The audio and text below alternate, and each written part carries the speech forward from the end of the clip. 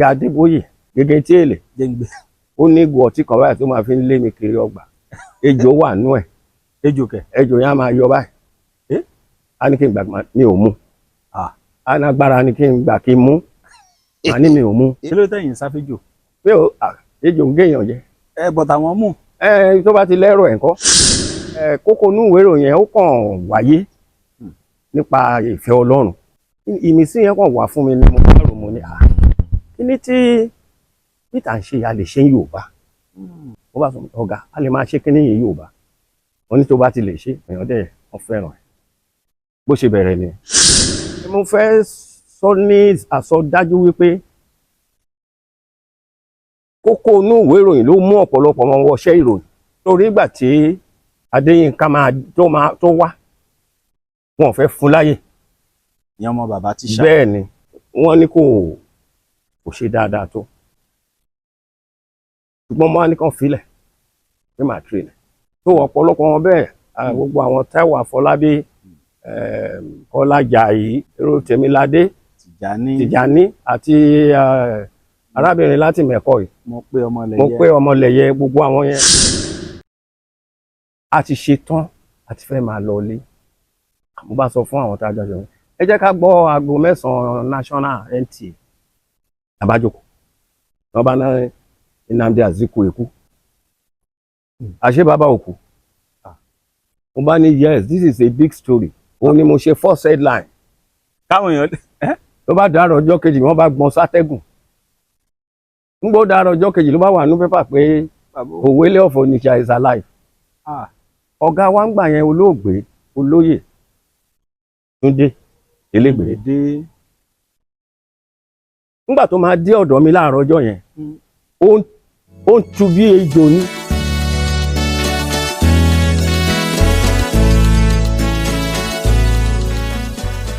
ẹ tún káàbọ̀ sí orí ètò yìí lónìí àlejò lákan ni ẹ fẹ́ wò ọ̀kan pàtàkì lára àwọn bàbá agbóhùnsáfẹ́fẹ́ tí wọ́n ti ṣiṣẹ́ níléeṣẹ́ rédíò ìpínlẹ̀ Ògùn tí Ọlọ́run sì fún ní ẹ̀bùn àti òye tó pọ̀ a wà pẹ̀lú wọn lónìí láti bá wọn sọ̀rọ̀ láti béèrè lọ́wọ́ wọn bí wọ́n ṣe bẹ̀rẹ̀ bí wọ́n ṣe dé iléeṣẹ́ rédíò àwọn nǹkan tí wọ́n fi sí iléeṣẹ́ rédíò kan tó kú àti ipa wọn tó tún ṣì wà títí dòní orúkọ yẹn ò ṣàjèjì létí.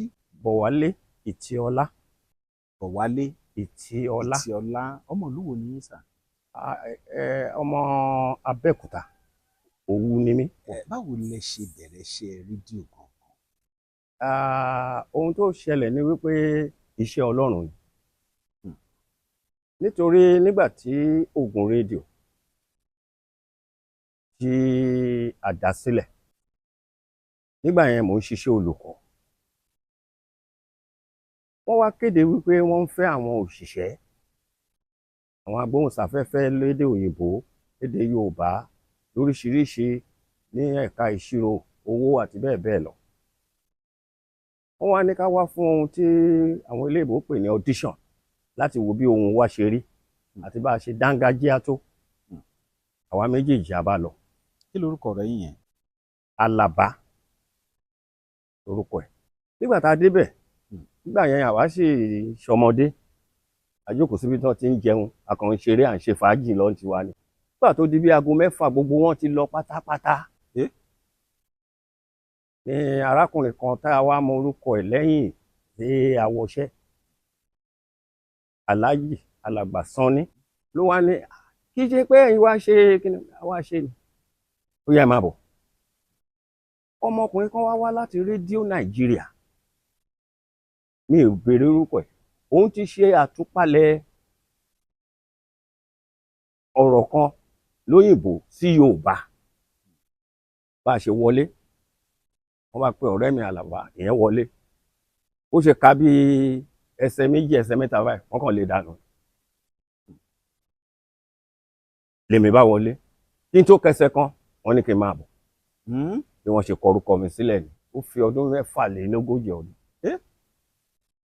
46 years. 46 ìròyìn lóyìnbó ni wọ́n yí padà sí Yorùbá tẹ́mẹ̀ká. lọ́dún yẹn lọ́hùn wọ́n mú èmi Màmá Dínà. Màmá Dínà. ọ̀nà bàbá Bọ́lárìnwá. bàbá Akérèmí olóògbé Oh. A tó bí 6 a wá lọ sí iléeṣẹ́ Ògùn rédíò. Nígbà tó di alẹ́ wọ́n ṣe bá a ṣe máa kàròyìn. A bá bẹ̀rẹ̀.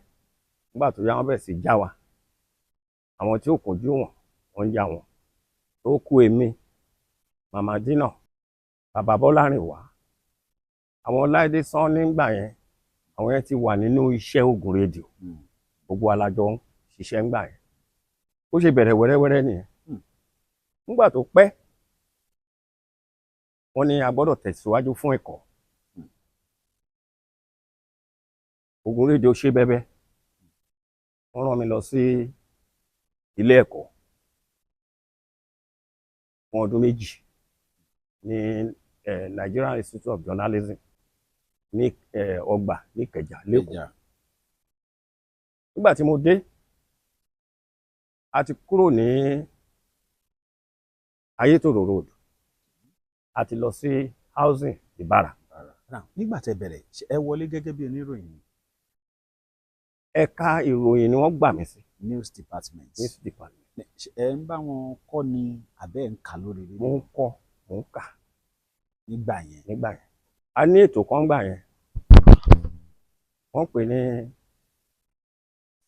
Sunday morning live on FM. Ó gbajúgbajà. A ní Midday Press. Midday Press ṣáájú Sunday morning live. Midday Press yẹn ni wípé àwọn èèyàn ńláńlá káàkiri nígbà yẹn a máa ń rin ìrìn àjò gan lọ sí Kano, a lọ sí Port Harcourt, a lọ sí Kaduna. Àwọn èèyàn ńláńlá yẹn la máa ń wá. Tá bá wá dé ìlú yẹn, àwọn ọ̀gá wa wọ́n á lọ wá àwọn oníròyìn, wọ́n á kó wọn jọ.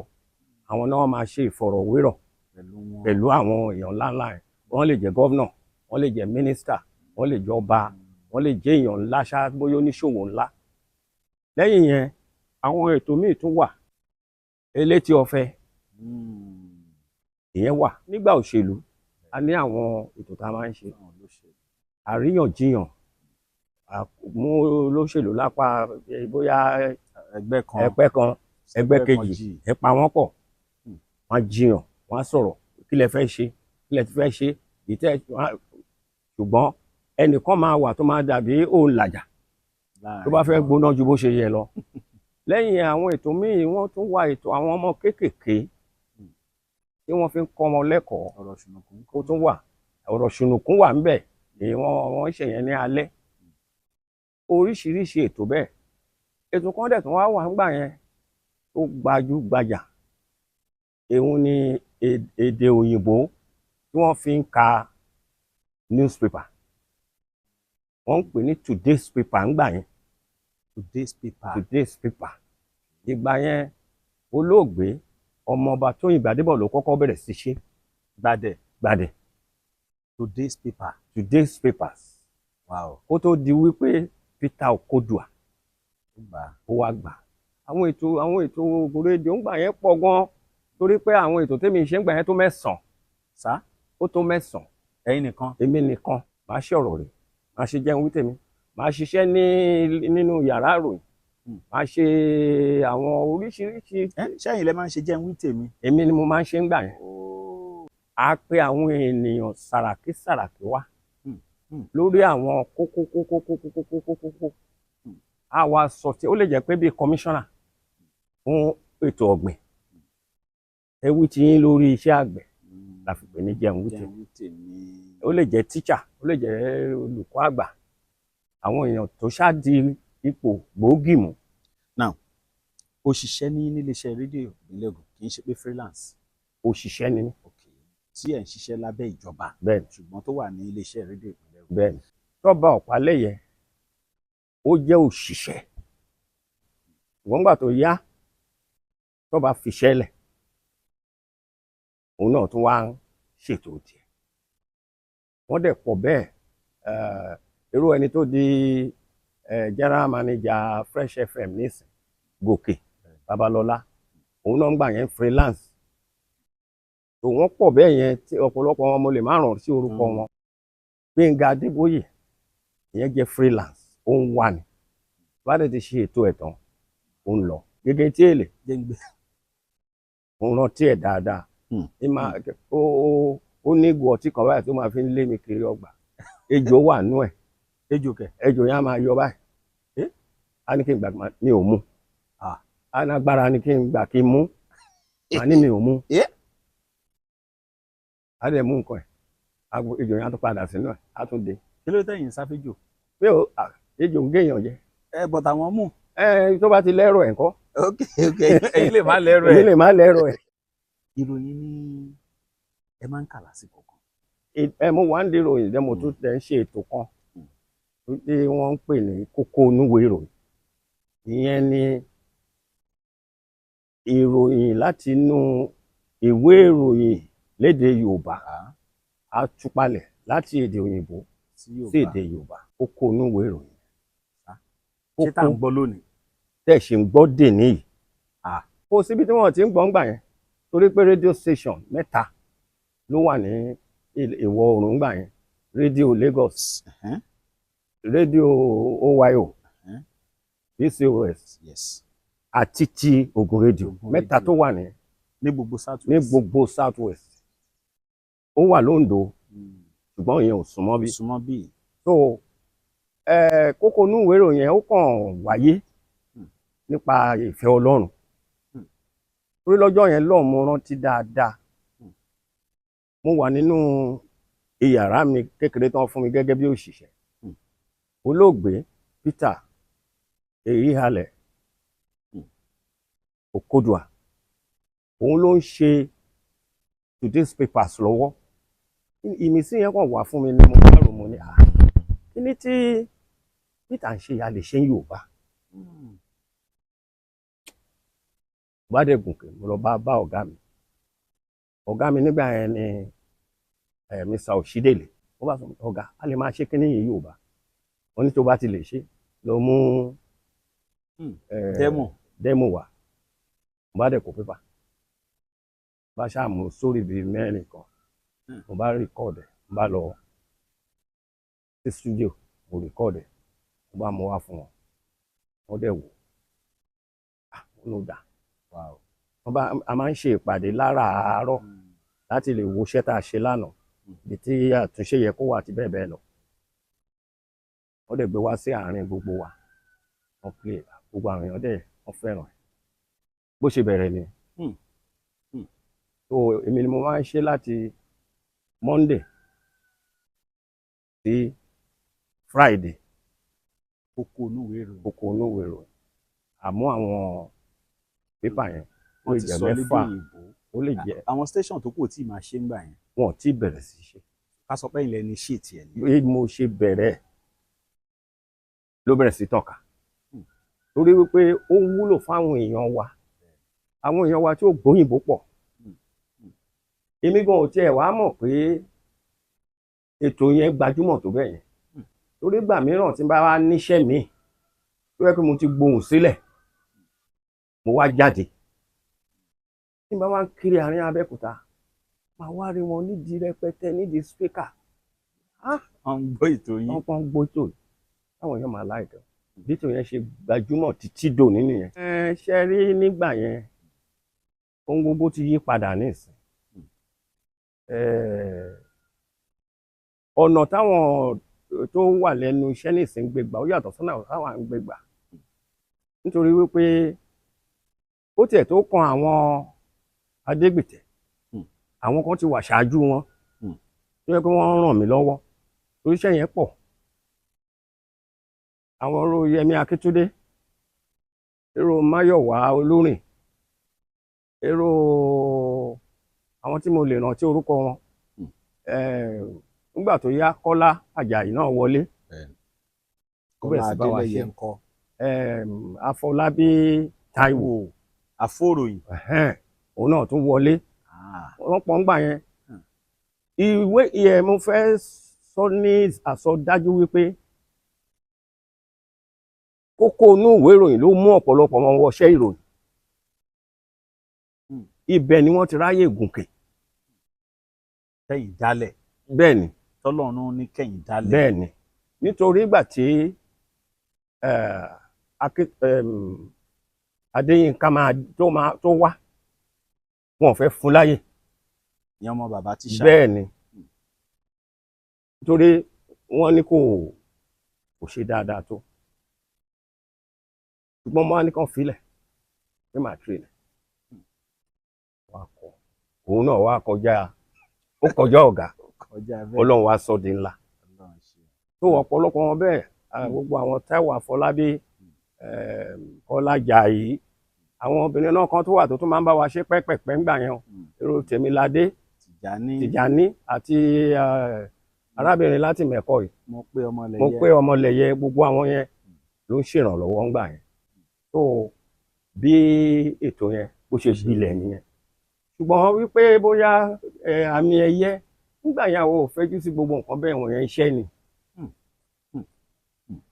àṣelami lójú iṣẹ́ ni. nítorí wípé ìwọ ló máa lọ cover assignment níjẹ̀bú Òde, ibo ló ti fẹ́ ráàyè gbogbo yẹn kó tó délé ńgbà míì. time ti lọ. tó àsìkò yẹn ó yàtọ̀ sásìkò yìí, àti pé nígbà yẹn iléeṣẹ́ rédíò tí ì pọ̀ tó bó ti pọ̀ yìí. then dídarapọ̀ mọ́ àwọn irú akitiyan láwọn ilé ìkẹ́kọ̀ọ́ yunifásitì yẹn kò tí ì dunlẹ̀ bí àwọn tí ó wà lẹ́nu iṣẹ́ yẹn ní ìsìn bí wọ́n ṣe ń káàkiri, àwọn ò ráyè káàkiri. Okay, now sir, tí ẹ bá wà nílé ìsìn, tí ẹ bá ń bá àwọn ọ̀rọ̀ ìtàn sọ́nsìn, báwo ló ṣe máa rí lára yín? wọ́n ń gbìyànjú, ṣùgbọ́n kò sẹ́ni tó mọ̀ ọ́ ṣe pátápátá. kẹ́rí ìtumọ̀ òyìnbó sí Yorùbá, ọ̀pọ̀lọpọ̀ wọn kì í ṣe translator, akàròyìn ni wọ́n. ọ̀pọ̀lọpọ̀ nínú wọn verbatim translation náà ń ṣe, pé bí gbogbo ẹ̀ ṣe wà ní ìwé yẹn pátápátá a ṣe máa kọ láti láìní òkè títí láìní ìsàlẹ̀. ṣùgbọ́n nǹkan tó kí ni translator ń ṣe, á ka ohun tí wọ́n kọ yẹn. ààyè torí ẹni translator gbọ́dọ̀ gbóyìnbó, ó gbọ́dọ̀ dàńtọ́ ní òyìnbó. á gbọ́ nígbà tó bá ka story tàbí nǹkan tó fẹ́ túmọ̀, á yé, á kọ́ lọ́nà tó yẹ pé ó tiẹ̀ lè má pọ̀ tó èyí tó wà lọ́wọ́ ẹ̀, ṣùgbọ́n nísìn dábòlẹ̀ ni. tó àwọn tí ó kojú wọn wà nù wọn púpọ̀, ọ̀pọ̀lọpọ̀ wọn ló kojú wọn, ṣùgbọ́n àwọn àsáwọ̀ kọ̀ọ̀kan wà tí wọn ò ní ẹ̀bùn yẹn, kò sí wọ́n fọ̀rọ̀ yàn ṣe. bí nǹkan tó dára bá ṣẹlẹ̀ àásọ, bí tó bá bani lọ́kàn jẹ́ bá ṣẹlẹ̀ àásọ, ṣùgbọ́n ó wá ẹni tí ó fẹ́ sọ yẹn ló kù sí lọ́wọ́. ìròyìn náà tó bani lọ́kàn jẹ́, ọgbọ́n wà ń bẹ̀, nítorí ọmọ 50 ọdún tó lọ bọ́mọ oṣù 6 láṣepọ̀. ṣé ẹ mọ̀ pé ó ń kìlọ̀ fóbì láti bójú tó ọmọ, ṣùgbọ́n síbẹ̀síbẹ̀ náà a ò lè ṣe ká máa sọ. oníròyìn la pè, àti ìròyìn tó dáa àti tí ò dáa. bí bàálù yá àfi káàkà, bí mọ́tò kọlu ra wọn ó pààyàn àfi káàkà. tó kò sí bí wọ́n ṣe ní máa ṣe irú ètò bẹ́ẹ̀ yẹn. àwọn ètò bẹ́ẹ̀ yẹn ẹ dẹ̀ rí pé àmúwáyé tuntun ni, torí gbà yẹn àwa ò ń karú nǹkan bẹ́ẹ̀ yẹn. láti ìgbà tẹ́ ti wá bẹ̀rẹ̀ iṣẹ́ rédíò tẹ́ fi rìtáyà yẹn, ǹjẹ́ nǹkan kan ti ṣẹlẹ̀ rí tó jẹ́ má ní gbàgbé fún yín nídìí iṣẹ́? ó pọ̀ èyí tí mi ò lè gbàgbé láéláé níjọ́ yẹn, torí pé ṣe mọ̀ pé mo ní mò ń ṣiṣẹ́ nínú yàrá àròyìn, newsroom, èmi ni editor ńjọ́ yẹn. a ti ṣe tán, a ti fẹ́ máa lọ ilé. mo bá sọ fún àwọn tá a jọ ṣe, ẹ jẹ́ ká gbọ́ aago 9 national NTA àbájòkó, wọ́n bá ná Nnamdi Azikiwe kú, àṣé bàbá òkú. mo bá ní yes, this is a big story. ó yá ìwọ typist lọ set. mo bá kọ pé bàbá Azikiwe kú, òun ni mo ṣe first headline. káwọn èèyàn ló bá dàárọ̀ ọjọ́ kejì wọ́n bá gbọ́n sátẹ́gùn. nígbà ó dàárọ̀ ọjọ́ kejì ló bá wà ní pépà pé Òwélé of Onitsha is alive. ọ̀gá wa ń gbà yẹn olóògbé olóyè Túndé Elégbèdé. nígbà tó máa dé ọ̀dọ̀ mi láàárọ̀ ọjọ́ yẹn ó ń tu bí ejò ní. mo gbà bàlá ẹ̀ mo jìyà torí wípé ńgbà tẹ́mi sọ wípé orí NTA ni mo ti gbọ́ ó ní kí ló dé tí mi ò fi sí díẹ̀ pé ohun tí mo kọ yìí o orí NTA ni mo ti gbọ́ tó ọlá mo ṣe rántí. ìròyìn ayọ̀ rèé fún gbogbo ẹni tó wà ní London àtàgbègbè ẹ̀. Arahim Afro-Caribbean Cash and Carry, import and export of African foods, also help to pay school fee in UK for Nigeria with money transfer to UK and back to Nigeria. Arahim Afro-Caribbean Cash and Carry wà ní Graham Excess RM 139YS Up Minister Road, South Graham, London. gbogbo èyí tẹ́ wà ní London pátá ó yá ẹ nìṣó lọ́dọ̀ Arahim Afro-Caribbean Cash and Carry. ibẹ̀ gangan ìfọ̀kànbalẹ̀ wà. ẹ ṣe rí ti social media yẹn ṣe mọ̀ pé kò sí nǹkan tí ó ń wọ Nàìjíríà tí wọ́n ń bàjẹ́ nítorí wípé a ò wà responsible sílùú wa. ẹ bá dẹ̀ ṣàkíyèsí ọ̀pọ̀lọpọ̀ ọmọ Nàìjíríà wọn ò nífẹ̀ẹ́ orílẹ̀-èdè wọn a ò sì nífẹ̀ẹ́ ara wa. kí ló máa mú kí n máa kọ́kọ́ púpọ̀ nípa ẹ̀ ohun tí mo mọ̀ pé kì í ṣe òtítọ́ ẹlòmíì kò mọ nǹkan tó ń ṣe mi ò fẹ́ lo ọ̀rọ̀ tó lé ní téèyàn bá jẹ́ni tó ń ronú dáadáa lórí ẹ̀ ń ṣiṣẹ́ dáadáa o kàn lè déédéé jókòó o máa kọ pé níbì kan àwọn méjìlá ti kú kinní kan ló yìnbọn fún wọn kinní kan ni o àwọn kinní kan ló yìnbọn fún wọn tí ó ṣẹlẹ̀. ìwọ tó kọ́ gan ẹ̀mí àmà sọ pé nǹkan tó ń ṣe yìí kò dáa. so iṣẹ́ rédíò ó dára púpọ̀. àwọn àǹfààní tèmi rí ń bẹ̀ ń gbà yẹn tó o bá lọ ṣe iṣẹ́ nínú àwọn ìgbèríko yẹn ni wàá mọ̀ pé àǹfààní wà. ní gbèríko. bẹ́ẹ̀ ni wàá róṣiríṣi ẹ̀bùn bó ṣe ń rí tìbílẹ̀ ló máa rí toko. wàá pàdé ẹlòmíì á dára hàn ẹ́ wàá mọ̀ pé ayé pé méjì. wọ́n ti dára hàn yìí rí lábẹ́. àwọn wọ́n dá. ṣùgbọ́n níjọ́ yẹn olóògbé bàbá Adéyẹmí làjọ lọ ṣiṣẹ́ yẹn. bàbá Adéyẹmí. olóògbé bàbá mi dáadáa. Ọlọ́run bá àforíjì wọn. obìnrin ló dára yẹn. fún yín. bẹ́ẹ̀ ni òun la lọ ṣètò fún. ó jókòó àwọlé nígbà tá a máa súnmọ́ àrímọ́ màmá dà ó tún yọ láti inú ilé. nígbà tá a wá ń lọ ńgbà yẹn ẹ̀sìn ń bẹ́ mi jà. ẹlẹ́sìn lẹ́yìn. ẹlẹ́sìn ni. wọn náà lè ṣe ń sá fún ìtí Gbẹ́ngà Adébóyè ní kẹ́ ẹ. rí kí n mú ńgbà yẹn. ejò inú ògò. nígbà tí màmá yẹn wá dé tá a ṣe tán tá a fẹ́ máa lọ ó wá mú igbá kékeré kan ó gbé dání báyìí ó sọ̀rọ̀ sí ó dẹ̀ bọ̀wọ̀ kúrò igbá yẹn dẹ̀ dúró sófurufú ẹ̀tú dẹ̀ bẹ̀rẹ̀ sí bọ́ sí orí igbá yẹn nígbà tó dẹ̀ ó tẹ̀ sọ̀rọ̀ ó tó gbé ó dà sọ́wọ́ ó bù fún bàbá ó ní ohun tí mo fún yín yìí ẹ lè rí láéláé o ẹ̀sìn ò jẹ́ kémi gbà mọ́ nínú ìròlù. So àwọn àǹfààní wà lọ bẹ́ẹ̀. Christian ní bẹ́ẹ̀ ni onígbàgbọ́ tòótọ́. bí bàbá bó ṣe gbà ní nígbà tá a kúrò ń bẹ̀ bàbá bá mi jà d'Abẹ́òkúta ni. kí ló dé. wọ́n ní kí ló dé nìgbà pé ṣé àlùfáà máa rí lẹ́nu pé ohun tí mo sọ nù yẹn pé mi ò lè ríra o. tó kọ́lọ́run Olódùmarè kó àwọn tó wà ń bẹ̀ wọ́n sì wà lẹ́nu iṣẹ́ yẹn kọ́lọ́run ràn wọ́n lọ́wọ́ kò sí mọ́tò bẹ́ẹ̀ tí ẹ̀ ṣe ń kiri gan ńṣe ni àánú yín máa ń ṣe ní bẹ́ẹ̀ ni torí gbà yẹn èmi ni mọ́tò méjì ni mo lò bò, ìkan 3679 Volkswagen nìkan nìyẹn, ìkan 2049 Peugeot nìyẹn. Èmi nìkan ni kò sẹ́ni tó ń bá mi lò tí n bá ti fẹ́ travel. Olóògbé ọmọkùnrin kan tó ń jẹ́ Ṣẹ́gun tó máa wà mí. Èèlò lepo tá à ń rà, ò lè repo 120 táǹkì tó full. Ṣùgbọ́n nísìn ìjọba wo ló fẹ́ fúlù táǹkì mọ́tò 10 kẹ́nìkan gbé lọ bìkan nísìn, ṣé wọ́n ti sanwó oṣù débi tán máa fúlù táǹkì. So nǹkan ti yí padà.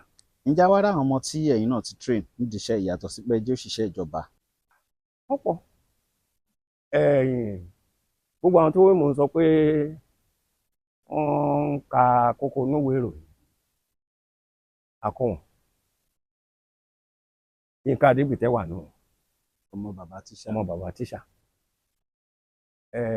Ìtọ́sọ́nà wà fún àwọn Kọ́lá tí wọ́n bá ṣe nǹkan tí kò tọ̀nà, àsọ báyìí kọ́ ló ṣe máa ṣe, báyìí ni kò ṣe ṣe. Kọ́lá Àjàyí, Fọlábí Táíwò, wọ́n pọ̀ lọ bẹ́ẹ̀. Ìkan pàápàá mi ò rántí orúkọ mi, ó wà ní London ní ìsọ, ó wà ní radio station kan ní London. Ọmọ Ṣòkòrí mẹ́yẹn ni, àbí àbúrò mi ni.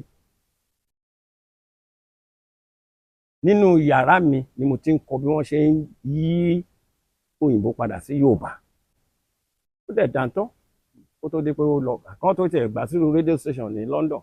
Ṣé mọ̀ pé ó ti gbọ́dọ̀ jẹ́ pé ó gbọ́dọ̀ jẹ́ tó dáńtọ́ dáadáa o. So ọ̀pọ̀lọpọ̀ ènìyàn ló ti jàǹfààní yẹn, ṣùgbọ́n mélòó nú wọn ló ń bojú ẹ̀yìn. Ó ti tọ́dún mélòó tẹ́ ti retire báyìí? Ó tọ́dún 13. 13 years. Now ìgbà tẹ́ ń ṣiṣẹ́, ìgbà tẹ́ retire, báwo lẹ ṣe ń feel pẹ̀lú gbogbo akitiyan tẹ́ ṣe ń gbà yẹn àti sìn tẹ́ ṣe ń kọ́?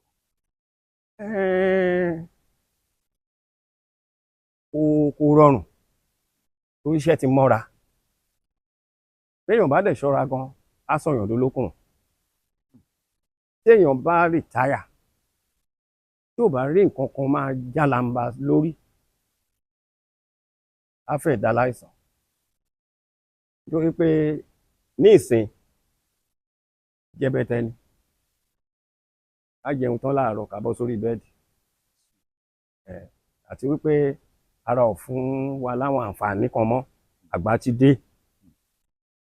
Nítorí pé ìjọba á lò ẹ́ bàjẹ́ kí wọ́n tó jù ẹ́ lẹ̀. Ìjọba ní kó ṣiṣẹ́ di ọmọ 100 ọdún, èèlò ló kù nínú 50. Lẹ́yìn 50 Bíbélì gan sọ pé oore ọ̀fẹ́ ní ìtókù. So ìjọba gan ò fún wa láàyè láti gbádùn ìfẹ̀yìntì. Ìjọba ohun táwọn lé ní kó wọlé fún ìjọba, wọn ò ronú àwọn àgbàlagbà yìí, ẹ jẹ́ ká tọ́jú wọn. Ọ̀pọ̀lọpọ̀ nínú àwọn tó fẹ̀yìntì wọn ò rẹ́tọ̀ wọn gbà, wọ́n ti lọ. Ẹni tí ò bá wọn ṣiṣẹ́ ló máa jẹ gbogbo làálàá wọn. So àwọn kan ní àǹfààní nítorí pé wọ́n ti ń ṣiṣẹ́ yẹn, àwọn iṣẹ́ tó yàtọ̀ sí iṣẹ́ tí wọ́n ń ṣe lọ́wọ́ ìjọba, wọ́n ti ń ṣe díẹ̀ wọ́n tó fẹ̀yìntì. Ṣùgbọ́n báwa ṣe kò sáyè, iṣẹ́ kí ló fẹ́ ṣe?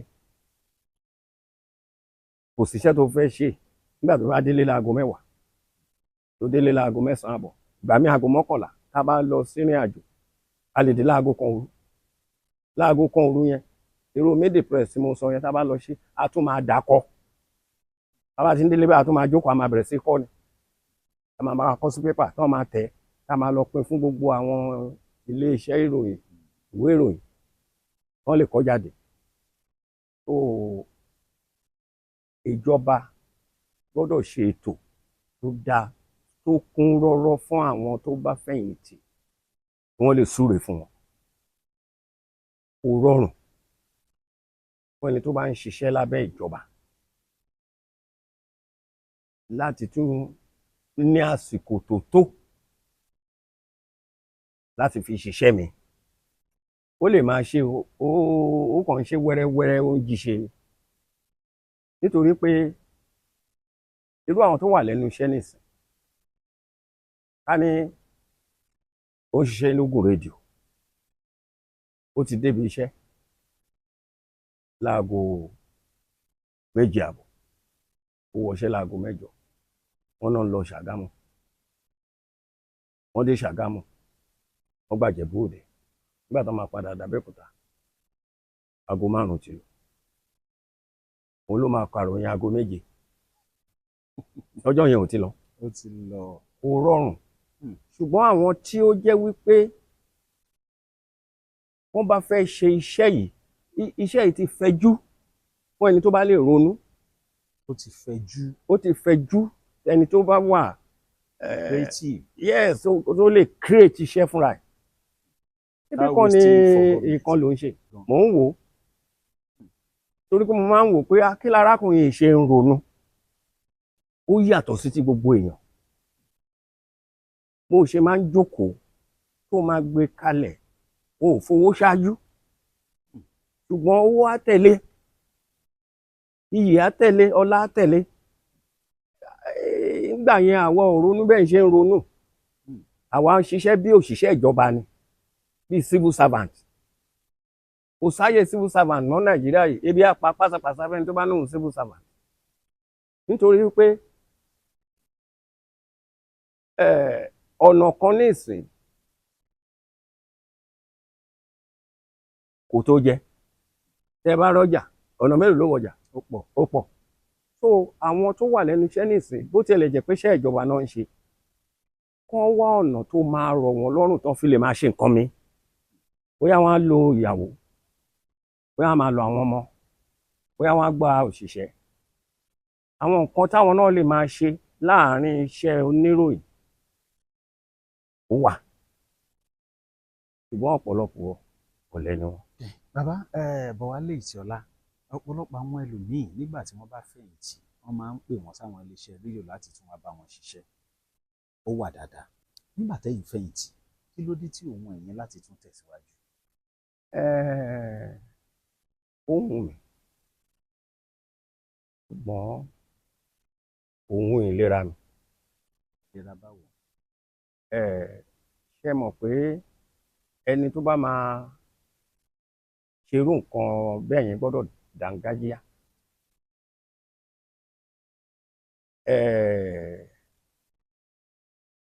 àwọn èèyàn tilẹ̀ pè mí ó tó bí 3 sí 4 ṣùgbọ́n mo ṣàlàyé fún wọn pé ó dàbẹ̀ ni pé ara yẹn o kò rí bí ìta àtijọ́ mọ́ mi ò lè sáré kiri ní ìṣòro ẹsẹ̀. mo ní ìṣòro ojú. àwọn tó tẹ̀ jẹ́ pé àwọn tí ìgbà yẹn mi ò fi ṣe gbéraga o àwọn tí mi ràn lọ́wọ́ wọ́n dídì wá bá mi ọ̀gá ẹ wá pension yẹn ṣáà máa rí èlò kan fi kún kò kí ṣe pé kò wù mí ṣùgbọ́n àyè ò yọ pẹ̀lú bára ṣe. bàbá iṣẹ́ rédíò tẹ́ bá tán yé wá ṣe lè yà díẹ̀.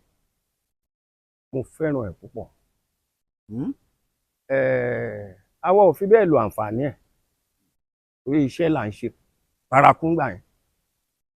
Number 1 a mú àwọn èèyàn mọ̀ ẹ́ tó bá jẹ́ni tí ó lè ṣe akitiyan owó ṣíṣe wà láwọn tó máa ràn ẹ́ lọ́wọ́. wàá fi gbé orúkọ ìdílé ẹ̀ ga ìyẹn ṣe rédíò wàá fi ran àwọn ènìyàn lọ́wọ́ nílùú àti lóko lórí àwọn ètò tó bá ń ṣe wàá fi mọ̀yàn kò sí ṣàṣà ní nǹkan tó máa fẹ́ tó ní rí nírọ̀rùn tó bá ti ń ṣe dáadáa ṣùgbọ́n má bàrà ẹ̀ jẹ́ lẹ́nu iṣẹ́ yẹn. tọ́jú ìwà ẹ̀ tí wọ́n bá ti tọ́jú ìwà ẹ̀ á níyì àwọn mi ò tọ́jú ìwà wọn ò níyì. tó iṣẹ́ yẹn iṣẹ́ ni ó sì tún máa lókìkí jù báyìí lọ. àti ráwọn tó ṣe tọ́lọ́run ràn wọ́n lọ́wọ́ wọ́n di multimillionaire tí wọ́n fi wọ́n sípò ńlá irú ẹni tó ń ṣiṣẹ́ pẹ̀lú President Tinubu nìsín, Ọ̀nàìgà, Ọ̀nànúgà, gbogbo wọn wọ̀nyẹn ṣé bí iṣẹ́ ìròyìn náà ṣe ẹ wo ibi tó mú wọn dé àbí kékeré kọ́ náà wà yẹn. Àwọn tó ń ṣe press officer fún gómìnà ipò kékeré kọ́ ṣé bó níròyìn náà ni wọn. ẹ bàbá ó ti bó tiẹ̀ jẹ́ ṣẹ́jú kan ẹ fún wa ń ròyìn pé ọpọlọ ẹ káàsán. Wọ̀nyí ni àwọn kókó tó súyọ nínú àwọn ìwé ìròyìn ilé wa tó jáde lónìí.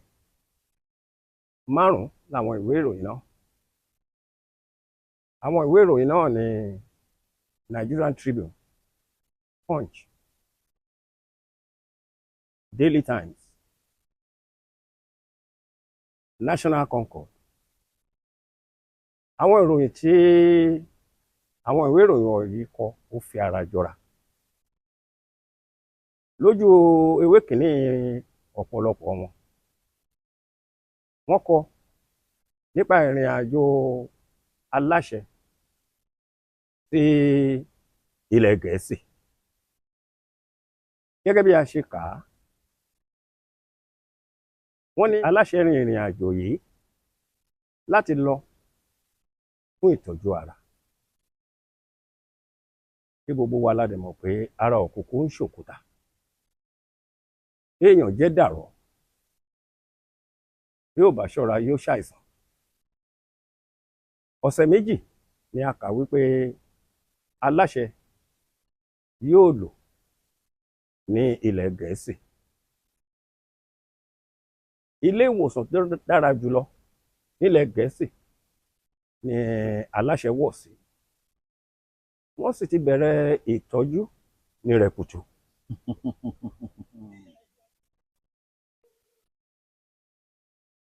Wálé Ìtìọlá, àgbà agbóhùnsáfẹ́fẹ́, akọ̀ròyìn, akàròyìn tí wọ́n jẹ́ ẹni tó initiate kókó inú ìwé ìròyìn tá à ń gbọ́ lónìí rèé.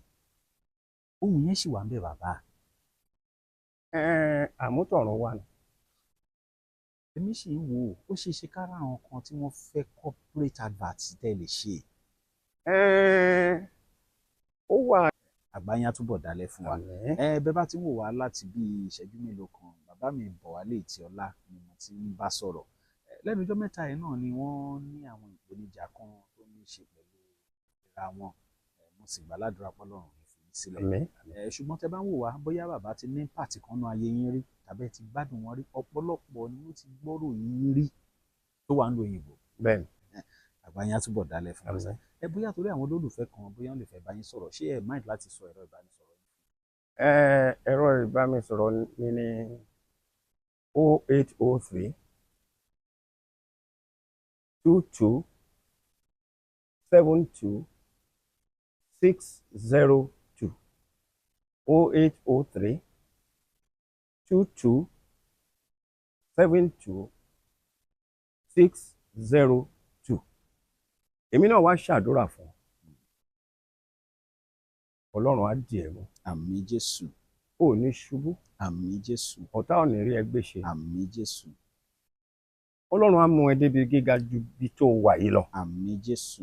Òkìkí ẹ ti ń kàn ká ayé, aráyé á túbọ̀ mọ̀ ẹ́ sí. Àmín Jésù. Ó ní ṣàìsàn. Àmín. Apá ọ̀tá ò ní ká ọ. Àmín Jésù. ìròyìn ayọ̀ rèé fún gbogbo ẹni tó wà ní London àtàgbègbè ẹ̀. Arahim Afro-Caribbean Cash and Carry, import and export of African foods, also help to pay school fee in UK for Nigeria with money transfer to UK and back to Nigeria. Arahim Afro-Caribbean Cash and Carry wà ní Rayham Excess RM 139YS Up Minister Road, South Rayham, London. Gbogbo èyí tẹ́ wà ní London pátá ó yá ẹ nìṣó lọ́dọ̀ Arahim Afro-Caribbean Cash and Carry. Ibẹ̀ gangan ìfọ̀kànbalẹ̀ wà.